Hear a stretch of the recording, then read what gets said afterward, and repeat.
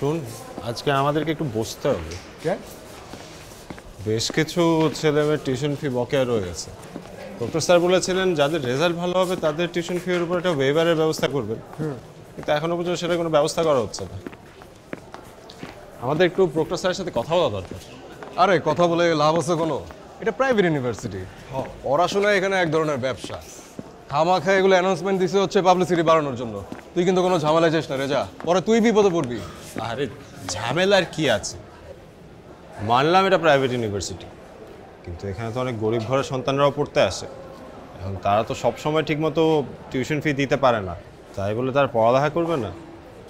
Proctor স্যারকে তো এসব কথা কারো বলতে হবে। চল আমরা প্রক্টর স্যারের সাথে কথা বলি। তুই কেন প্রক্টর স্যার রুমে যেতে চাস? সেরকমই তো ভাবতেছি। ভাই এর মধ্যে আমার পেঁচাইস না, আমি এমনি টেনশনে আছি। লেখাপড়ার যে অবস্থা, ওনার কাছে গেলে 100% কালার হইতে হবে, রেজাল্টেও ইফেক্ট করবে। লেখাপড়া যা করি আমরা, ঠিক মতো পড়ালেখা করলে রেজাল্টের উপর কখনো এফেক্ট পড়ে না। আর আমরা যদি এখন এই কথাগুলো না বলি তাহলে আর কখনোই বলতে পারবো না। তুই বিপ্লব কর, আমরা নর্মাল স্টুডেন্ট পড়াশোনা করতে আসছি, পড়াশোনা শেষ কইরা চাকরি বাকরিতে ঢুকে যাবো, তারপর বাকি জীবনটা পার করবো। এটা কোনো জীবন হতে পারে না। অন্যায়কে ভাবে প্রশ্রয় দিলে একদিন অন্যায় আমাদেরকে গ্রাস করে ফেলবে। তাছাড়া যারা টিউশন ফি দিতে পারতেছে না তাদের কথাটা একবার ভাব।